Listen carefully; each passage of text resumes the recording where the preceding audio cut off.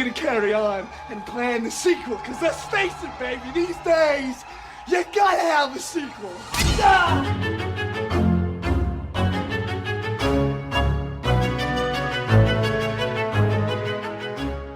All right, welcome back to another Horror Queers Hangout. Trace and I are joined by Rocco Thompson of Rue Morgue, as well as Mary Beth McAndrews from, is it Dread Central? Dread Central, yes, okay. Yeah.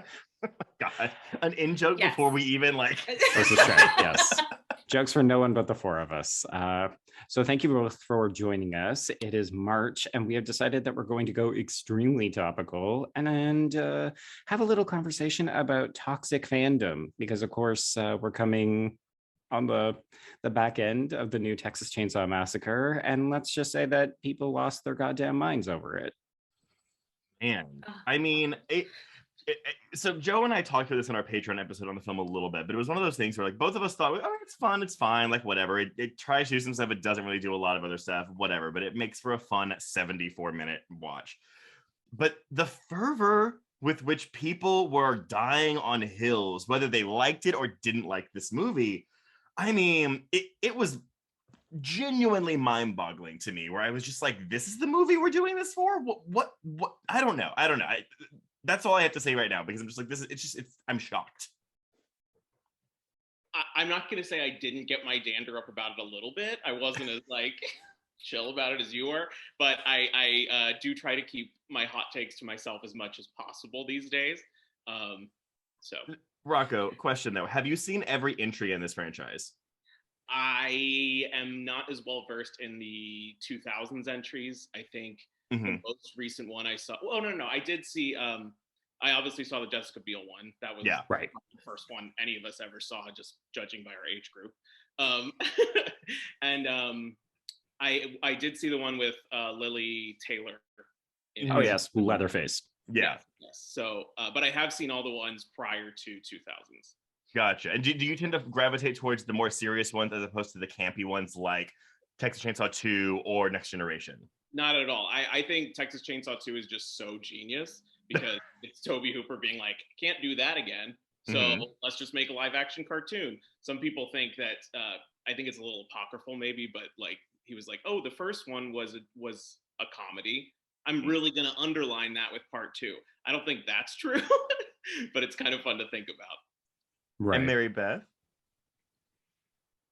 Not as well versed in the franchise as a lot of other people are. I love the original one with all of my heart, and I love the remake, and those are the two that I've seen. Okay. Yeah, I mean, sometimes we forget that Mary Beth, I don't want to say you got your start late, but sometimes you're playing catch up on some of the bigger entries. I'm playing catch up because I've been watching horror for a long time, but I never watched classic horror. I watched a lot of newer indie stuff because I thought that was what was cool when I was in high school, and on Bloody Disgusting and trying to find things to watch. I was like, that stuff's old, it's not good. Right. I was a little snotty shit. So I'm finally entering an era in my life where I'm watching them and catching up. So yeah.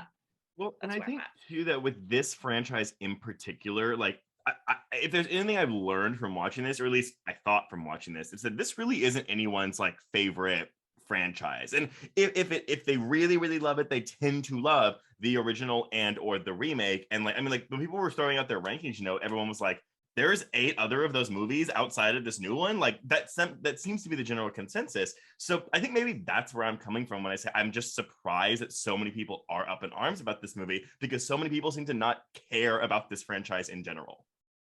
Yeah, but it's I had a couple theories about this actually, because I feel I thought this was going to happen with Scream, but because Scream was just in my opinion, and I think we all probably feel this way, it was so good, exceeded expectations, I think, to what all of us were thinking were going to happen. I feel a lot of us were ooh, I don't know, but it ended up being so incredible. I feel there was a lot of energy being ready to attack Scream, and then it all was held. Yes, and then it was good, and then Texas Chainsaw happened, and then I was like, oh no, this is where we're all gonna die on the hill. We have a month of pent-up anger, and we're gonna direct it at this, because I did not like this movie whatsoever. Right. I hated it, but I did not say it on the internet because I didn't feel like getting into arguments. And also, like, if people like things, people like things. Like, I don't really feel like telling someone they're wrong for liking something because that's just shitty. I think this movie is ridiculously, like, politically ridiculous and has a lot of crazy conservative views that are really wild to me in the year of our Lord 2022.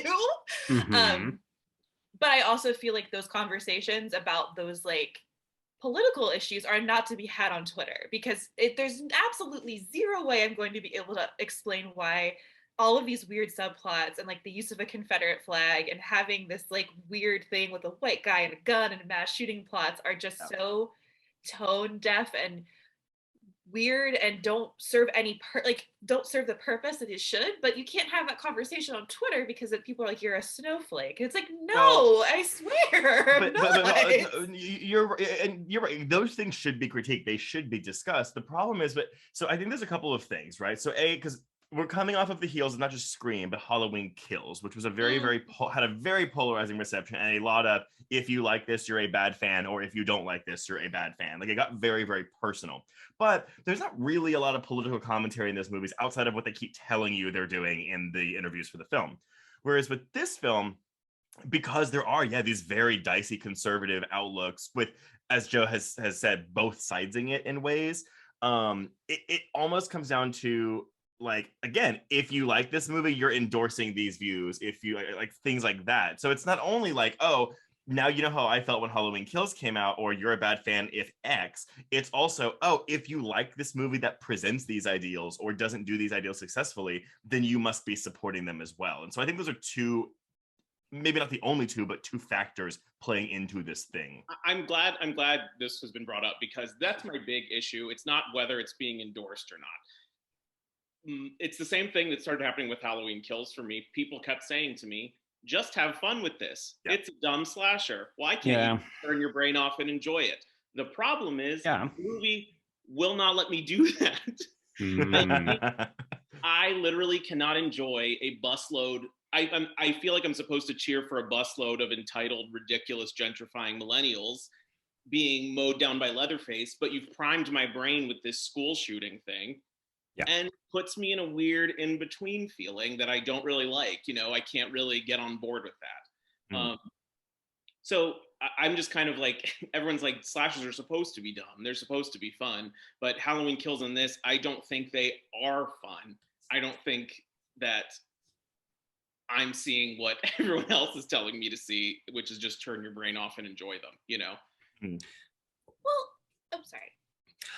So one of the things that I'm struggling with, because we work for 3 major horror outlets, right? And some of the pieces that we put out are straightforward reviews, right? So, like, what is the movie doing? Is it successful or is it not?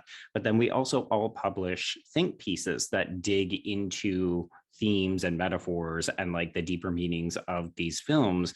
And I'm not going to say that we've contributed to some of this, but part of this is that I think people now can no longer separate, like, oh, well, if the movie is presenting something, it must be endorsing it, or it must be condoning it, or if you don't like it, then you're a piece of shit, and so on.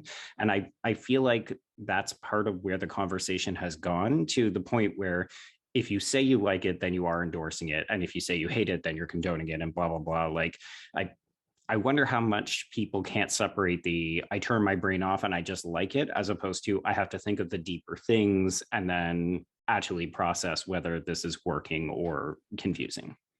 And go ahead, Mary Beth, sorry. Oh, and I was just something similar to that, because it's like, I understand that slashers, like, have that quality of, like, very entertaining, but as someone who, like, got our master's in horror, it's really fucking hard for me to watch any slasher and say it's a stupid slasher, because I feel like, as we've talked about, with, like, as we, and when I say we, like, in the general horror community, horror is a political genre. And even if you think it's a stupid slasher, there is a political message often happening in the slasher.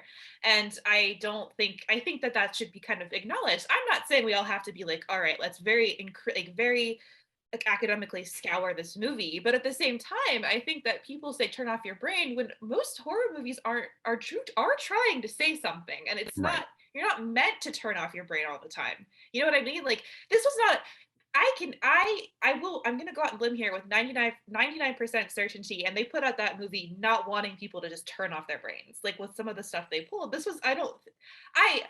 I shouldn't say 99% certainty, but it feels like when you have these kinds of messages, like you wanted to provoke a conversation and talk about it. It wasn't meant to just be like a stupid slasher with Leatherface with a chainsaw. That for me, that's just kind of where I'm coming from with this.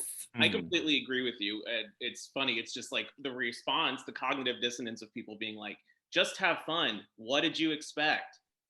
It's a fun, dumb slasher. I'm like, that's not what these things are. That's not what these films are doing. And if you're going to set yourself up as a different standard, as some sort of, exploration of trauma, then I can't view you in the same way as I view an 80s slasher. And the thing is, my kingdom for some subtext. My God.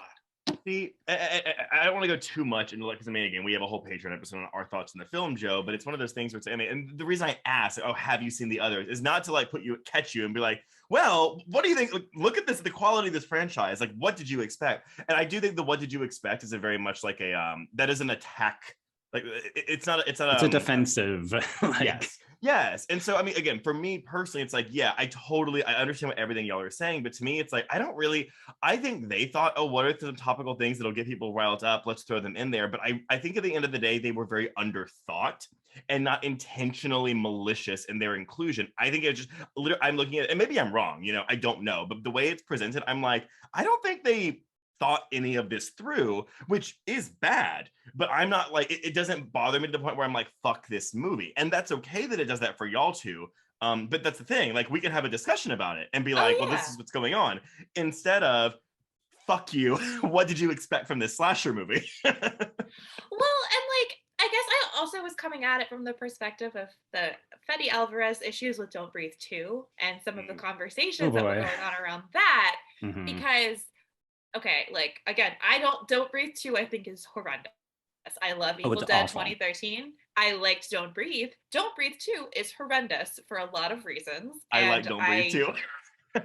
Well, but Trace also refused to engage in any of like the problematic parts. He was like, I like the violence. I like, dumb shit. Like, no, I am aware they are there. I'm just like, but you know what? I'm really not going to engage. So Joe, to an extent, yes, Joe is right, but it doesn't mean I'm blind to the fact that they're right. Yeah. And like, I personally, as like a horror fan, have a hard time not engaging with that stuff. So that obviously like clouds how I view a lot of things, but how he reacted to people saying like, hey, perhaps having like an apologist narrative for a rapist isn't the move. And he got so mad and was just kind of throwing himself around being kind of a baby about it. And then you see this movie about millennials and getting canceled, which is like very reductive. It just feels like mean-spirited, and that some of the things, not all of it, but some of it is just like incredibly mean-spirited, and him being a little bit like a baby about how people reacted to that. I'm glad you brought that up though, because I actually like think that leads into these press tours and how much access we have to creators, producers, writers, directors, actors talking about the film.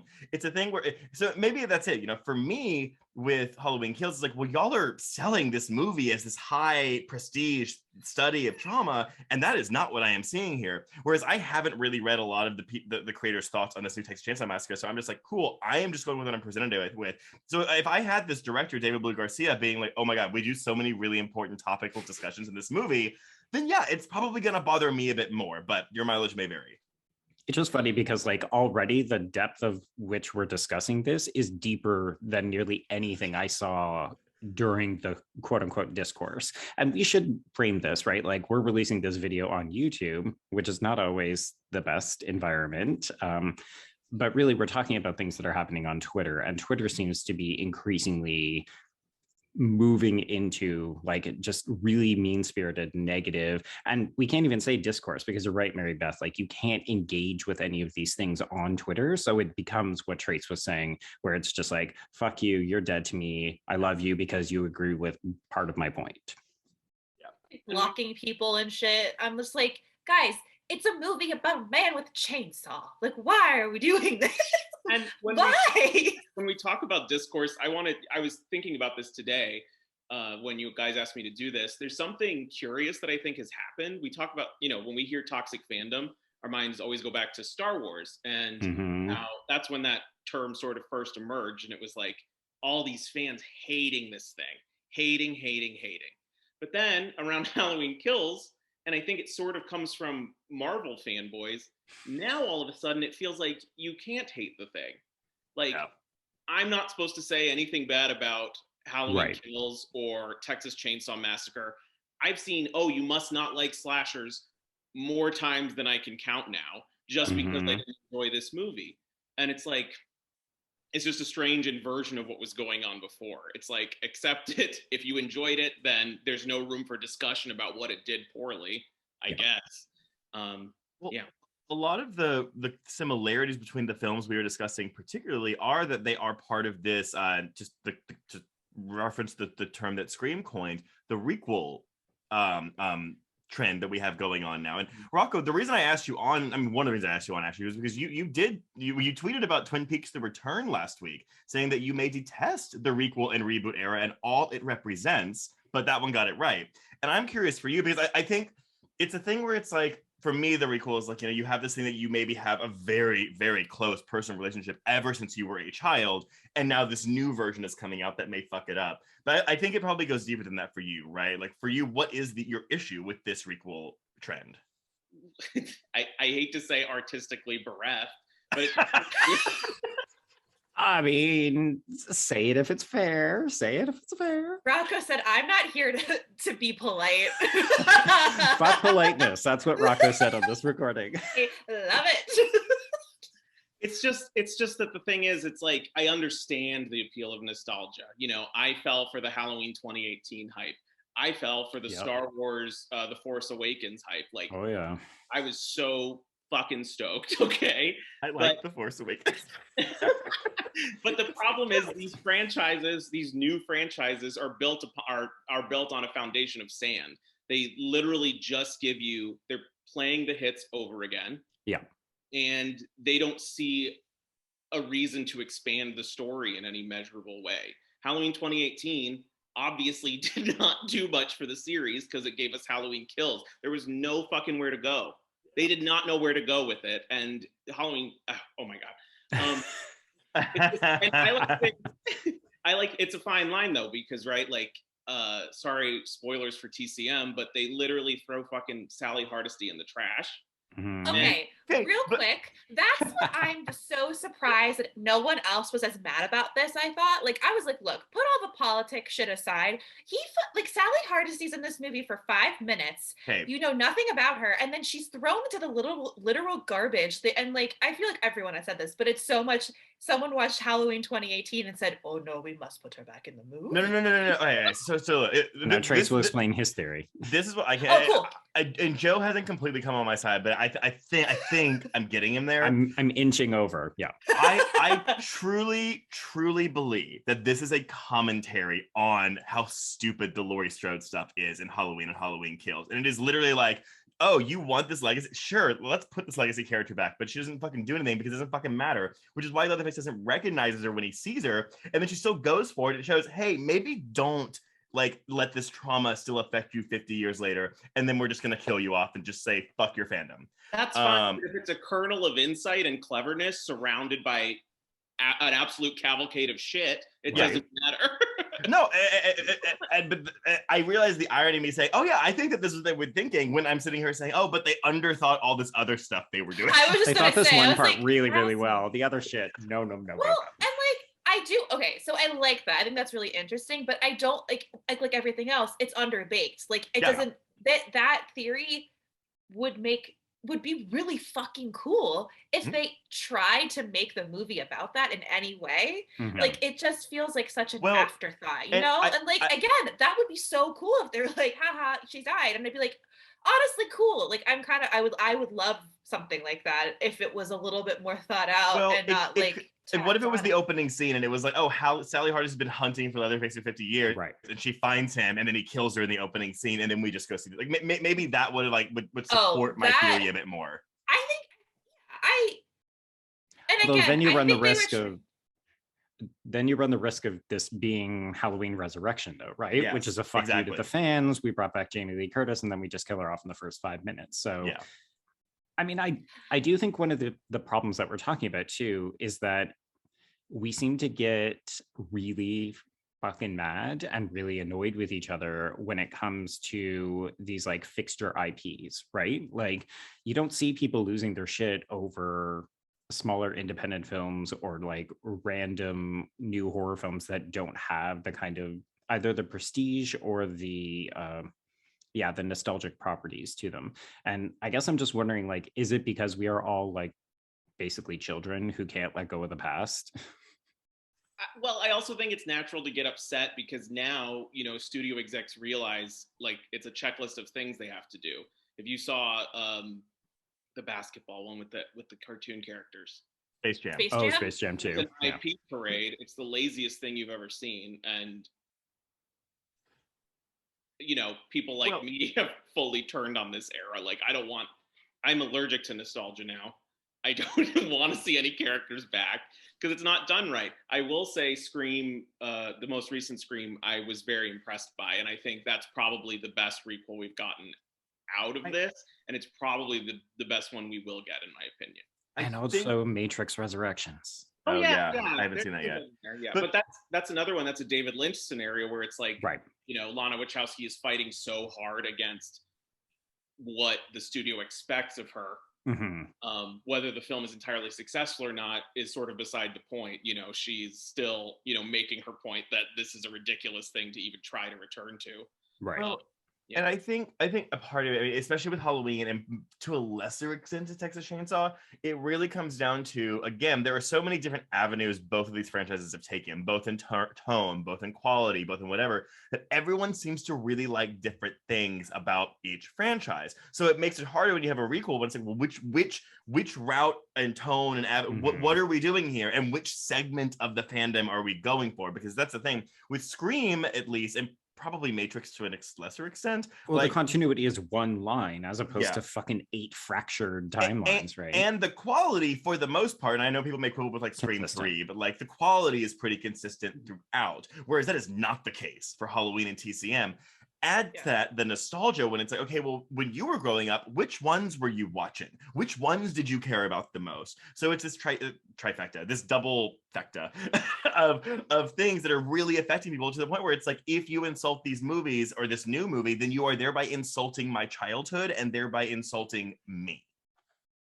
I also feel like there's an interesting generational thing going on here because there are a lot of new horror fans. Like I feel like Scream I saw a lot of the younger horror fans getting really excited about Scream. And like that was so cool because, you know, there's a new generation of horror fans out there who are getting like starting to learn about these franchises. And I sometimes think that there are a lot of people on the internet who are perhaps older who are feeling very protective of their childhood movies, which is, you know, I understand that wanting to preserve what like you grew up with, but I also feel like there's this confrontational nature from different generations on Twitter who are very much like, I will not be looking at like how horror can be political, even though my horror has always been political. And there's this tension. And not to say that I think that like older people versus younger people with Texas Chainsaw, like I don't think that at all. I think actually it's not, I've seen kind of like, it's not really split around age. It doesn't seem like from what I've seen on the timeline. Because it's so badly done. Yeah.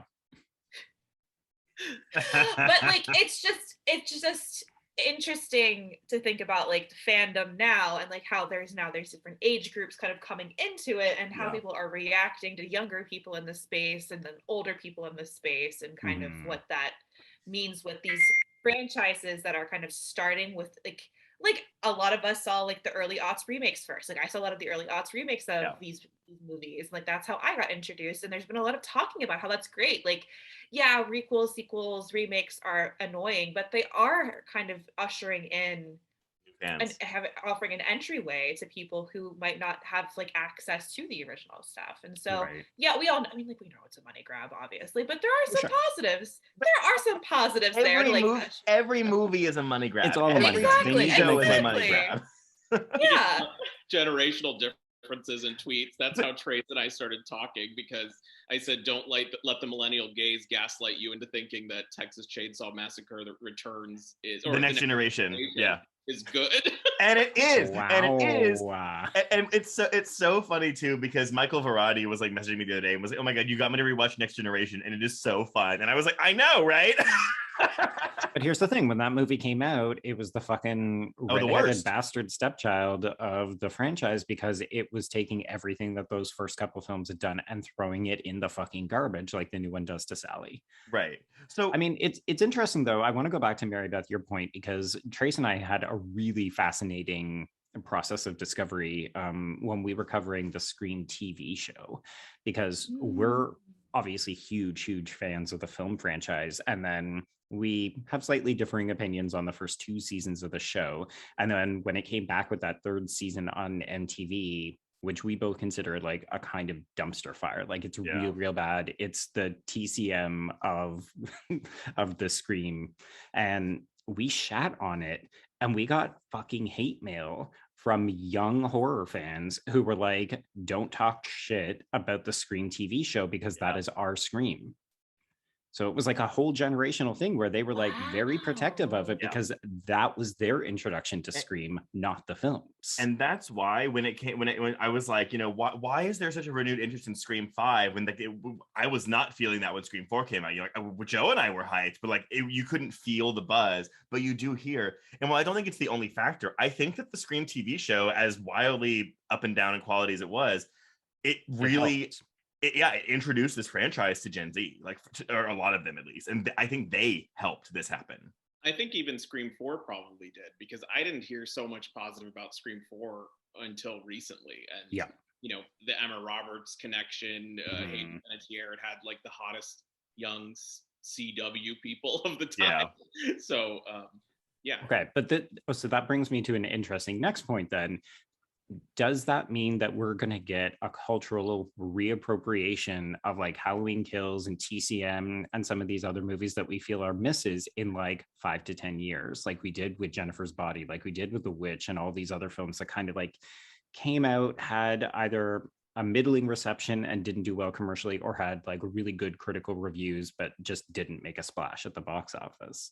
Like, are we headed for this? Are we just going to do this all again in 5 years?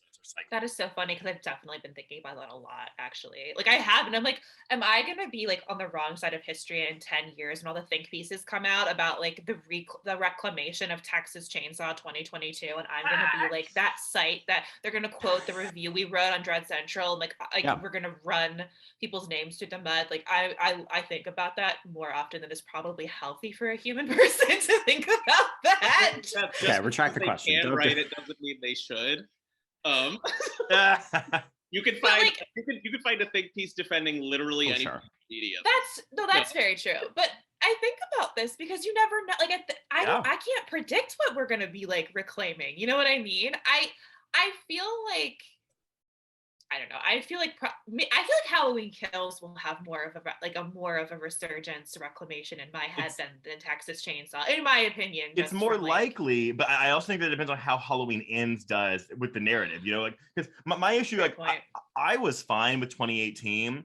And I was like, cool, I have issues, but you know what? Maybe Kills and Ends will fix my issues. Well, Kills did not fix any of my issues with 2018. Just exacerbated them. Yeah. And so now it's like, well, shit, like the odds of Ends fixing my issues with 2018 and Kills is slim to none. But there is a chance. There's a chance. So I don't think we'll really know with Halloween Kills until we see how Ends plays out.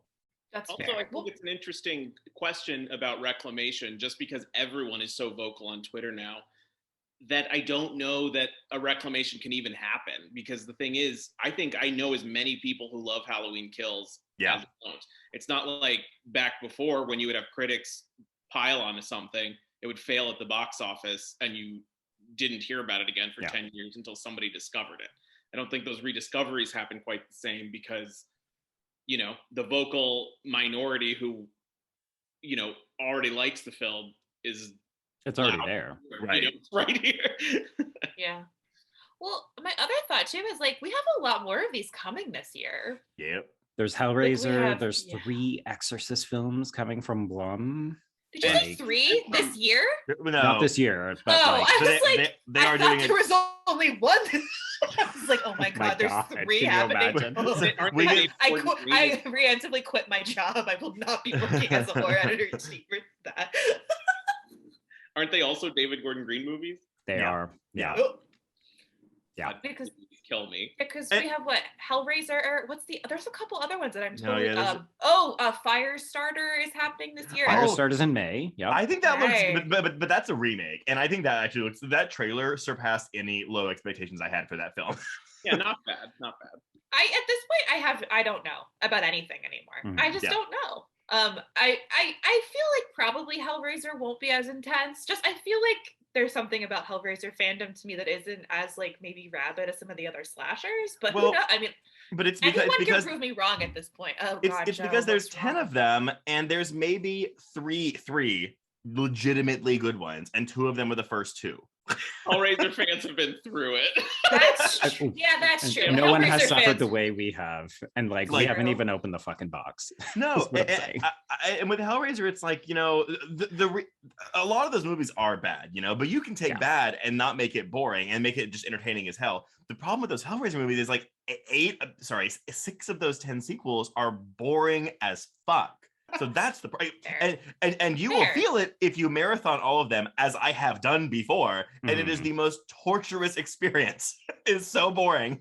But here's the thing: what we discover, I think this all goes back to that IP issue, is that even the things that we didn't think were worth dying on the hill of, like, I guarantee you, we're gonna have people coming out talking shit about this new Firestarter because it's not their Drew Barrymore original. We're gonna have people like me talking shit about David Gordon Green because he ruins everything he touches, and how I don't want this straight white man touching my fucking Hellraiser like queer as fuck property. So but it's Bruckner for Hellraiser though. It's not Gordon.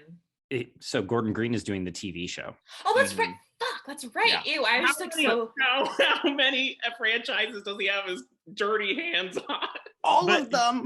But his hands down Jason Blum's back pocket. It is like, give me the front. You know what though? It's okay because, like, again, even if the Gordon Green one sucks, we still have that Bruckner movie. We have the Bruckner one to look forward to. Yeah. Or on the off chance that the Bruckner one sucks and the Gordon Green one is good, then we have that. Or maybe they'll both be good, or maybe they'll both be bad. Who knows? I mean, Trey says this as we stared on the barrel of a Resident Evil TV show after the Resident Evil movie. Yeah.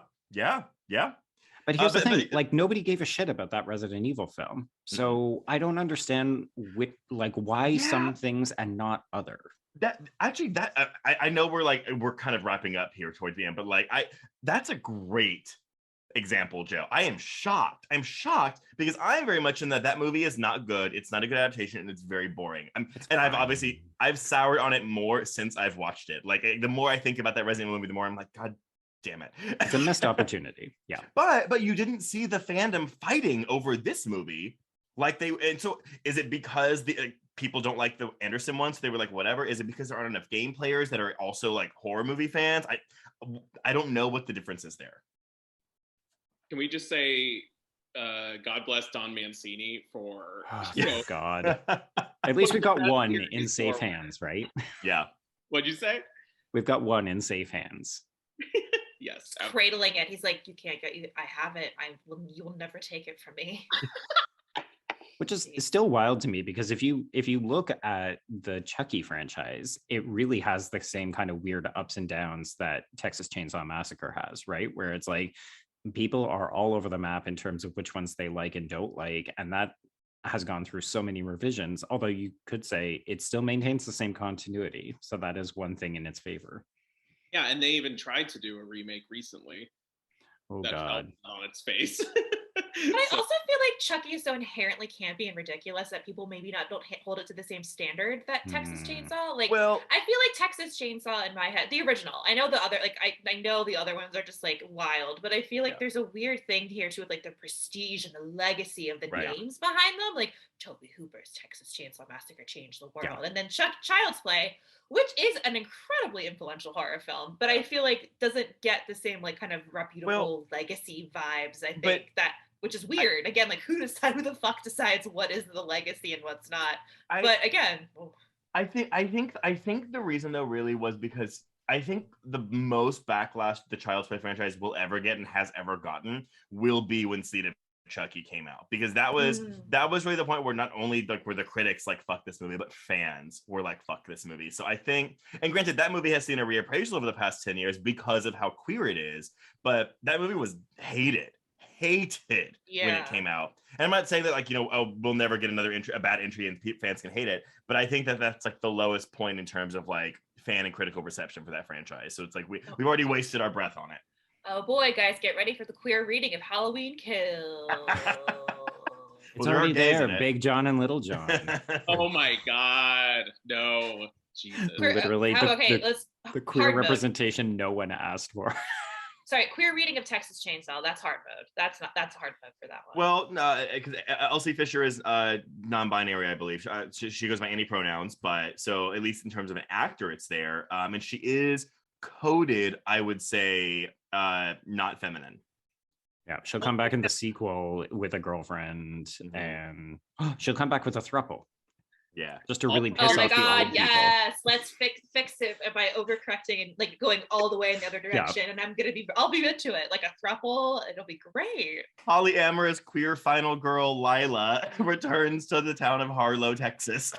And it's just weird that Babadook became the queer icon when Leatherface has been wearing women's faces. And I was just gonna say, there's a weird thing going on here in this one too, when they have Leatherface put on his mother's face, and then put on makeup and hold a dress. And like, I know this is a conversation that have been had with Leatherface, like coding him as trans, but I was like, is in this moment, guys, you trying to make a trans commentary is not appropriate or okay. Like, we don't need you to just throw that in there for the sake of doing it. Like, let's have some thoughts before we that though for me. Everything else, why not? Wait, no, okay, but no, because that for me though was playing more on, because again, Leatherface is based on Ed Gein. Also based on Ed Gein is Norman Bates and Buffalo Bill. So Ed Gein did have this mother complex. So I honestly just thought that was, oh, we're going back to like the original Ed Gein thing where it's like he loves his mother. But that being said, but that's like, was she actually his mother though? Because that shit wasn't clear either. But that's mother figure. Figure. I'm nitpicking at this point. That's not worth it. Mary Beth is just like, no, but fuck this movie. But Mary Beth, I implore you. It is on HBO Max. I mean, it's the rated version. It's not the extended cut. But please go watch that Renee Zellweger, Matthew McConaughey Texas. Oh my God, it's so fun. It's so funny.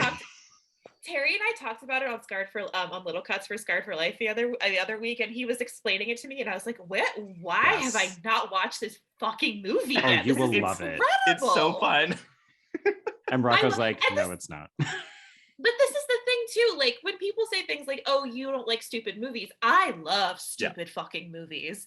And so when people say things like, "Oh, you took it too seriously," I'm like, I don't think you understand. I love stupid shit. I will champion 30 Days of Night for the rest of my life. A movie that does not deserve to be championed as hard as I've championed for it. I'm still offended by Texas Chainsaw Massacre. So. Which is okay. That's okay.